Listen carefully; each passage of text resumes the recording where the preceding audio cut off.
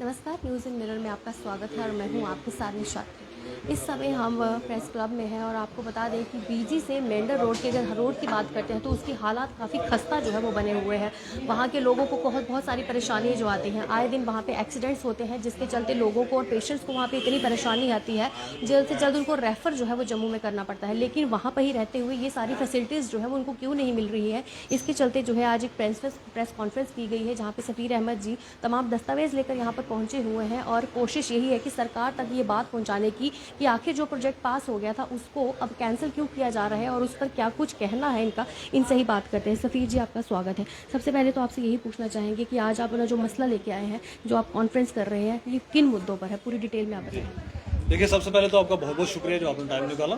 इसके बाद हम बात करेंगे क्योंकि जो हमारा जम्मू पुंछ नेशनल हाईवे है, इससे सटा हुआ हमारा जो एक एरिया आता है, मेंढर टाउन आता है, तो वहाँ की लगभग 2-2.25 लाख लोगों की आबादी है वहाँ पर हमारी, और सिंगल वन कनेक्शन है हमारा। मतलब पूरे जम्मू कश्मीर के साथ क्या मैं पूरे बोलूँगा, पूरे हिंदुस्तान के साथ जोड़ने के लिए हमारे सिंगल रोड है BG टू बलनोई, ठीक है जी। और फिर ये बलनोई से होते हुए आगे पुंछ को रोड निकलता है।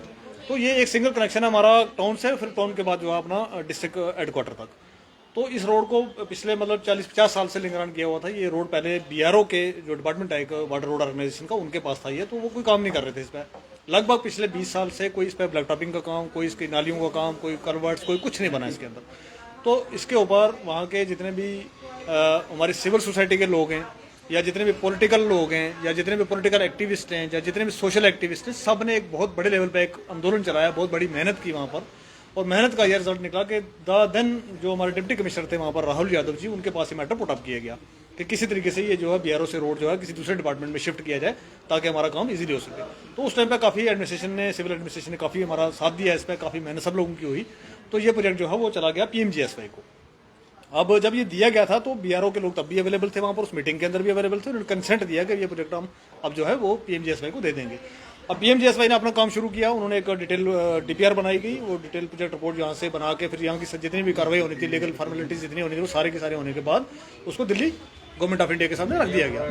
तो वहाँ से गवर्नमेंट ऑफ इंडिया से हमारा लगभग कोई 4500 करोड़ का जो प्रोजेक्ट भी सेंक्शन हो गया है वहाँ पर, जिसमें हमारा ये लैंड, इसके अंदर लैंड एक्विजिशन का भी प्रोविजन है। उसके बाद रोड को जो है वाइड किया जाएगा, इसके दोनों तरफ से नालियाँ जो बनाई जाएंगी, और जितने भी मार्केट के एरिया आ रहे हैं साथ में, मार्केट एरिया को भी डेवलप किया जाएगा। और मार्केट के अंदर जो है जितने भी फुटपाथ बनने हैं उनके अंदर टाइल्स लगनी है, वो सारे का सारा।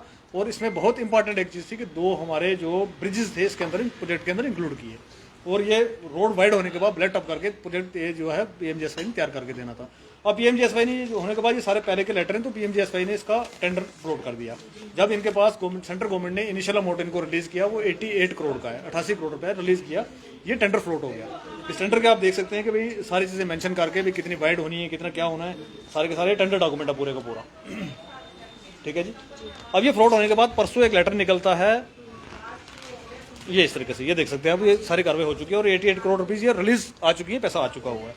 तो बीच में क्या होता है कि BRO का एक कर्नल साहब है वहाँ पर BRO के, तो वो एक लेटर निकालते हैं कि जी देखिए, हम ये रोड जो हमारे पास था हम आपको हैंड ओवर नहीं करेंगे। तो उनसे पूछा कि भाई क्यों नहीं हैंड ओवर करोगे? उन्होंने कहा जी हमने पिछले 20-25 साल से कोई पैसा आया नहीं था, अचानक से हमारे पास कोई 22 करोड़ रुपए की फंडिंग आ गई है। ये मेरे पास इन रिटर्न इनका ये है 88.54 करोड़ का जो पैसा सेंक्शन हो गया हमारा आ गया है PMGSY के अंडर। लेकिन BRO के पास जो है ये 22.24 करोड़, यानी कि 22 करोड़ लेके चलिए आप इसे, 22 करोड़।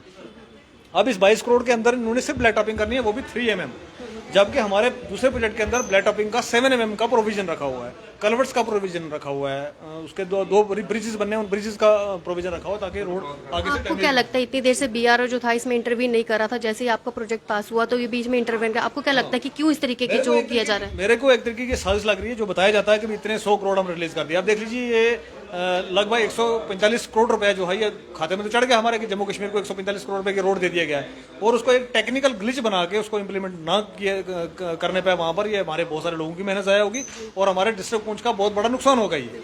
क्योंकि इतने बड़ी क्योंकि आए दिन वहाँ पे एक्सीडेंट्स होते हैं, लोगों को रेफर करने में, जम्मू तक पहुँचाने में कई जानें चली जाती हैं। आपने देखा होगा पिछले 1.5-2 महीने के अंदर हमारे कम से कम कोई 50 लोगों की जो है डेथ हुई है इसी कारण से, रोड एक्सीडेंट के कारण, क्योंकि हमारे रोड ठीक नहीं है। हाईवे को छोड़ दें, उसके सराउंडिंग में जितनी भी रोडें हमारे टाउन को कनेक्ट करती है, सारी की सारी रोड को बहुत बुरी हालत है। तो ये एक रोड अगर खुशकिस्मती से हमें कहीं मिल गया था, अलॉटमेंट हो गई थी, तो गवर्नमेंट इसके ऊपर कोई ये दूसरे तरीके का कोई सियासत करके इसको ना लड़ाए और कोई टेक्निकल ब्रिज बना के इसके अंदर वो ना डाले। हम चाहते हैं कि भाई इसके अंदर इमीडिएट जो है हमारे वहाँ पर सिटिंग डिप्टी कमिश्नर साहब वो इंटरवेन करें, यहाँ से डिपकम साहब और एलजी साहब इसके अंदर इंटरवेन करें, और ज़रूरत पड़ती है तो इसको डिफेंस मिनिस्ट्री भी जो है दिल्ली से वो भी इसके अंदर इंटरवेन करे और हमारे इस प्रोजेक्ट को जो है इम्प्लीमेंट करने में हमारी मदद करे। इस प्रोजेक्ट को हमारे वापस ये पैसा लैप्स ना होने दिया जाए, क्योंकि ये प्रोजेक्ट बार बार नहीं बनते हैं, बार बार नहीं होती है। इसके अंदर बहुत लोगों की मेहनत ज़ाया हो जाएगी, बहुत लोगों ने इसके ऊपर वो खून पसीना बहाया है अपना, तो तब जाके प्रोजेक्ट सेंक्शन हो गया है। और आपकी वजह से हम ये भी कहना चाहेंगे, अगर ये प्रोजेक्ट हमारा खराब हो गया तो हम बीआरओ को भी काम वहाँ पर नहीं करने देंगे। सिविल सोसाइटी वहाँ पर बिल्कुल तैयार बैठी है इस टाइम पर, हम बीआरओ को भी नहीं काम करने देंगे। हम इतने सालों से चलते आए हैं, तो हमारे को बहुत अफसोस से कहना पड़ता है कि हर बार हमें सैंक्शन कराने के लिए भी धरने देने पड़े, मुसीबतें देखनी पड़ी, डंडे खाने पड़े, सब करना पड़ा। अब सैंक्शन आने के बाद भी इम्प्लीमेंटेशन के लिए भी अगर हमें डंडे खाने पड़े तो बहुत शर्म की बात है हमारे लिए भी और इस एडमिनिस्ट्रेशन के लिए भी, कि ये हर बार क्यों अड़के जो है कामों में अटकाए जाते हैं। तो अगर भगवान ना करे, अगर ये प्रोजेक्ट पर काम नहीं करने देते हैं, तो आने वाले समय में आप क्या स्टेप उठाओगे वहाँ से? देखिए, अगर ये प्रोजेक्ट जो है पीएमजीएसवाई से हटा देते हैं और ये बोलते हैं 22 करोड़ में वो ब्लैक टॉप करके जाएंगे, तो ब्लैक टॉप करने से वो रोड तो बनना नहीं है, ना नालियाँ निकलेंगी, ना कुछ और होगा, ना ब्रिजेस बनेंगे। वो रोड आगे बरसात का मौसम आएगा फिर बह जाएगी, तो उससे बेहतर है वो ना बने। फिर हम नहीं बनाने देंगे इनको, हम बीआरओ को भी काम नहीं करने देंगे। मेरी आपकी वसात से एडमिनिस्ट्रेशन को रिक्वेस्ट है ही है, मैं अपनी वहाँ की लोकल जितनी भी हमारी सिविल सोसाइटी है, मैं उनसे भी रिक्वेस्ट करूंगा कि हमारा ये प्रोजेक्ट ज़ाया हो रहा है और हर किसी को अपने अपने लेवल पर जो जितना कर सकता है, जैसे हमने पहले आवाज़ें उठाई थी, इस बार भी आवाज़ उठाने की जरूरत है। सब लोग मिलजुल कर हम चलेंगे तो ये इंशाल्लाह प्रोजेक्ट हमारा इम्प्लीमेंट हो जाएगा, हमें उम्मीद है इस पर। देखिए, जहाँ पर प्रोजेक्ट पास हो गया है, जहाँ पर उसकी कीमत भी तय गई है, प्रॉपर डॉक्यूमेंट्स भी इन पे है, फिर कम से कम उस प्रोजेक्ट पर पूरा काम होना चाहिए और पूरे प्रोजेक्ट को बनना चाहिए, क्योंकि आम जनता की वहाँ पे बहुत सारी परेशानी है, ना सिर्फ रोड की परेशानी है, बिजली पानी की परेशानी भी जो है वहाँ पर अक्सर बनी हुई है। तो अभी आने वाले समय में अगर इस पर काम नहीं होता तो साफ तौर पर सफीद अहमद द्वारा कह दिया गया है कि वो बीआरओ को भी वहाँ पर काम करने नहीं देंगे। तो आने वाले समय में देखते हैं कि किस तरीके से इस प्रोजेक्ट पर काम होता है, क्या कुछ पुंछ के लोग जो है वो अगला स्टेप उठाते हैं। इन तमाम पर बात करने के लिए हमारे साथ सफीद चौधरी थी। अब मुझे इजाज़त दीजिए, नमस्कार।